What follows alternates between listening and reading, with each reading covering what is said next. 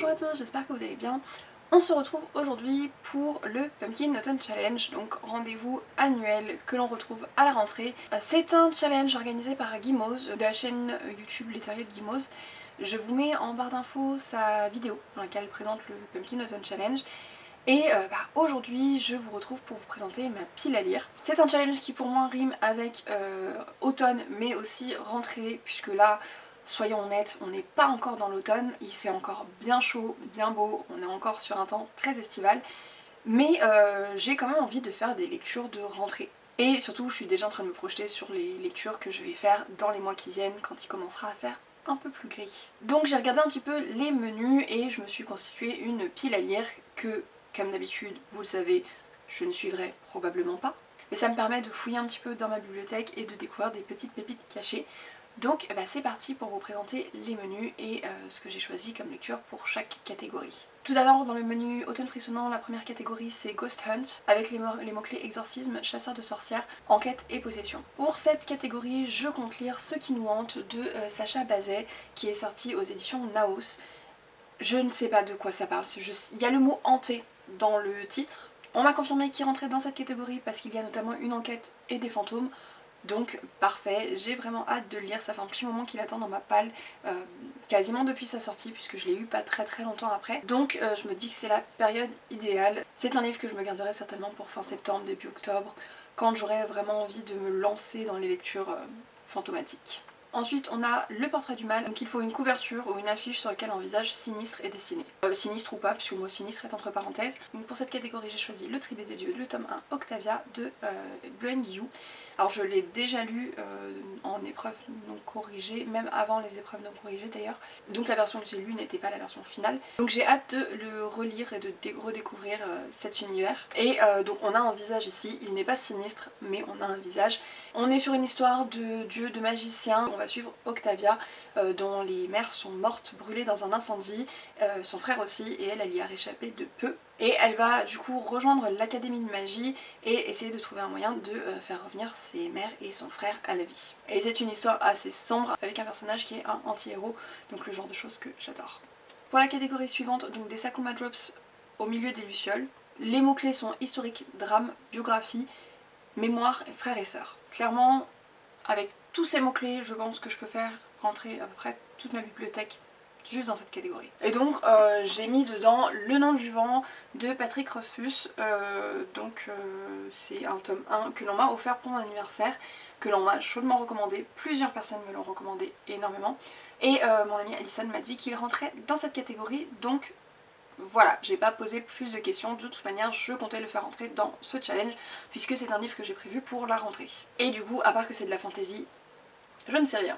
Ensuite, on a le menu Automne rayonnant. La première catégorie c'est We all born naked, all the rest is drag. Et les mots-clés sont LGBTQIA+, amour de soi, diversité et inclusivité. Et pour cette catégorie, je compte lire L'encre du temps, le tome 1, donc de Erika Boyer.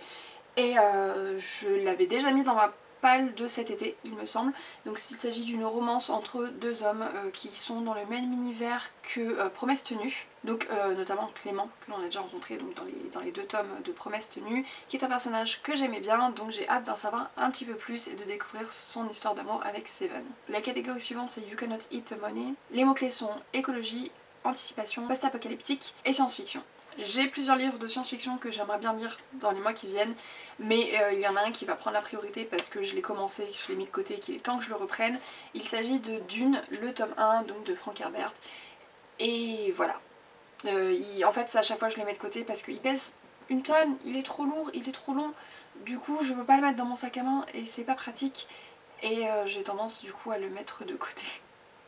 Donc voilà, cette fois je vais vraiment m'y tenir et je vais le lire pour le challenge, je vais le finir pour le challenge, sachant que j'ai déjà la suite chez moi, donc voilà.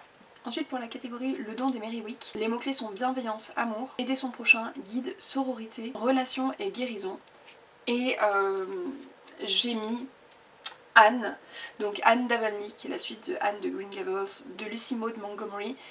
La couverture est absolument sublime et parfaite pour l'automne, et ça c'est le livre que je veux lire là tout de suite maintenant à la rentrée parce qu'il fait du bien. Et j'avoue que le mois de septembre c'est un mois assez charnière où il se passe beaucoup de choses, il y a beaucoup de changements, beaucoup de choses qui se mettent en place à chaque fois, ne serait-ce qu'il y a les retours de vacances, donc il y a plus de monde dans les transports en commun, il y a les embouteillages qui reviennent, tout ça, tout ça. Donc c'est un mois où en général il y a beaucoup de stress aussi qui arrive, donc j'ai besoin de quelque chose de tout doux pour me calmer, pour me faire du bien. Et Anne fera l'affaire, je n'en ai aucun doute, tellement le premier tome m'avait émue et touchée et apaisée. Le menu suivant c'est l'automne douceur de vivre, et la première catégorie c'est 2 citrouilles en valent mieux qu'une, et il faut lire une duologie, ou lire le premier tome ou le deuxième tome d'une duologie. Et donc je compte lire Gemae, le tome 2 de Audrey Vassel-Dinger. J'ai lu le tome 1 à sa sortie, donc il y a un an à peu près je dirais. J'ai acheté le tome 2 aux Imaginales, donc à sa sortie aussi. Et je ne l'ai toujours pas lu, pourtant il n'est pas hyper long et le premier je l'ai lu très très vite, donc je sais que celui-ci ira tout aussi vite et j'ai hâte de retrouver l'univers, mais j'ai pas pris le temps encore, donc voilà. Je trouve qu'il a des couleurs qui pour moi vont très bien avec le mois de septembre. Me demandez pas pourquoi, soit septembre soit novembre, mais voilà, je le lirai en septembre. Ensuite on a la catégorie La Maison Slangsters, je sais pas comment ça se prononce, voilà. Avec comme mot-clé humour, livre audio, podcast ou série audio. Et là je compte lire un audiobook que j'ai pris sur Audible il y a quelques temps déjà mais que j'ai pas pris le temps de lire. Il s'agit du livre The Ocean at the End of the Lane, écrit par Neil Gaiman. Donc voilà, Neil Gaiman, Pumpkin Autumn Challenge, cette période là. Je sais même pas de quoi parle le livre, mais juste parce que c'est Neil Gaiman, pour moi ça va forcément dans cette ambiance là. La catégorie suivante c'est Il n'y a jamais trop d'épices dans ma pumpkin pie, et les mots clés sont nourriture enfance, famille, transmission et plaisir non coupable. Et là pour la notion de famille, je pense, je vais lire un livre de Jane Austen, parce que je pense qu'il y aura une notion de famille dedans, parce que c'est le cas dans quasiment tous les livres de Jane Austen. Je compte lire Northanger Abbey, alors je n'arrive pas à prononcer ce nom, donc pardon, mais voilà, je compte lire Northanger Abbey, qui est l'un des derniers livres de Jane Austen que je n'ai pas encore lu, et donc je vais le lire dans ma magnifique édition où j'ai 7 romans là-dedans, et donc c'est en anglais, et j'ai trop hâte de retrouver la plume de Jane Austen. Enfin dans ce menu on a Chante-moi une chanson, ça snatch. Je sais pas comment ça se prononce encore une fois. Et il faut parler de mythes et légendes, voyage dans le temps et dépaysement. Le titre de cette catégorie fait référence à Outlander, donc à l'Écosse. Et ben je pars en Écosse aussi avec Saoirse. Je vais lire le tome 2 qui s'appelle Entre deux temps. Donc écrit par Elodie Delpha, et donc du coup bah, c'est une histoire de voyage dans le temps et de sorcière. Voilà. J'ai bien aimé le premier tome et j'enchaîne avec le deuxième tome que j'ai déjà commencé. Et donc je compte finir dans les jours qui viennent. Je précise que je l'ai déjà commencé parce que en fait je l'ai commencé le 1er ou le 2 septembre, je sais plus, et que cette année le Pumpkin Autumn Challenge va du 4 septembre au 4 décembre, mais vu que moi je commence le Cold Winter Challenge le 1er décembre, bah je vais arrêter mon Pumpkin Autumn Challenge le 30 novembre, donc j'ai décidé de compter les lectures que j'avais faites entre le 1er et le 4, donc le début de Saoirse dans mon cas. Le dernier menu c'est Automne de l'étrange. La première catégorie c'est Les mystérieux habitants de Pottsfield. Et il faut lire un livre en rapport avec Halloween, Samhain ou l'automne. Et je n'ai rien dans cette catégorie. Je n'ai aucun livre dont je sache à l'avance qui va se passer sur cette période là spécifiquement. Donc j'ai rien. Je verrai si je lis quelque chose qui tombe là-dedans, tant mieux. Sinon tant pis.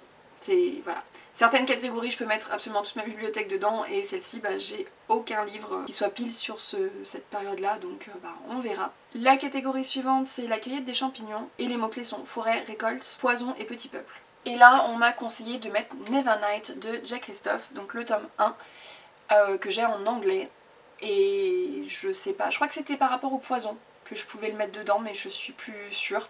Je n'ai jamais lu le résumé de Nevernight, je me suis éloignée complètement de tous les avis que j'ai pu lire, donc je n'ai aucune idée de quoi ça parle, je me lance vraiment à l'aveugle. La seule chose que je sais, c'est qu'il y a beaucoup de notes de bas de page. Voilà, et qu'il rentre dans cette catégorie.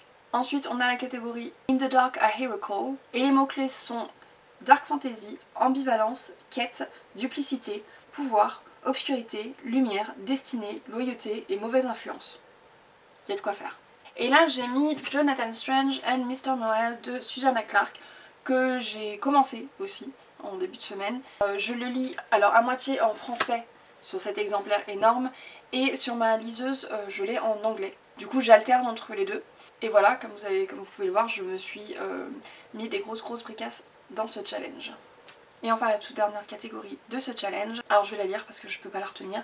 Soit vent, rêve, cendre et néant, soit nuit noire à mes souhaits. Je pense que vous avez compris que j'ai pas la ref. Et donc du coup les mots-clés sont conte, gothique, macabre, sorcière, sauvetage, disparition. Et pour cette catégorie-là, je vais lire un livre que je veux lire depuis une éternité et que je repousse à chaque fois. Il s'agit de Circé de Madeline Miller. Donc j'ai adoré Le Chant d'Achille et j'aime beaucoup le mythe de Circé. Donc voilà. Donc voilà pour cette pile à lire, j'ai essayé de pas trop digresser parce que voilà, si on en avait pour 3 heures. Je sais pas si vous l'avez senti, mais je suis pas non plus hyper emballée cette année par les menus, je sais pas pourquoi, mais voilà, je suis pas complètement emballée, mais ça me fait quand même fouiller dans ma bibliothèque, donc c'est pas plus mal. On verra si je suis vraiment le challenge ou pas. Pour le moment je me dis que oui, mais on verra au fur et à mesure de l'automne si vraiment je m'y tiens ou si j'oublie les catégories et les menus. En tout cas, j'aime toujours autant faire ces vidéos pile à lire parce que je me rends compte que je choisis mes lectures vraiment très arbitrairement et que certains livres apparaissent dans chacune de mes piles à lire et il faut parfois 3-4 challenges avant que je me décide à vraiment les lire. Donc voilà, ça me fait rire de les voir ressortir à chaque fois, mais c'est que j'ai vraiment envie de les lire, juste que voilà, je sais pas. Bref, n'hésitez pas à me dire si vous aussi vous participez au Pumpkin Autumn Challenge, si vous avez lu certains des livres que je vous présente, si vous avez d'autres recommandations à me faire pour ce challenge. Dites-moi tout ça en commentaire. Sur ce, je vous souhaite à tous de très bonnes lectures, un très bon challenge et je vous dis à très bientôt.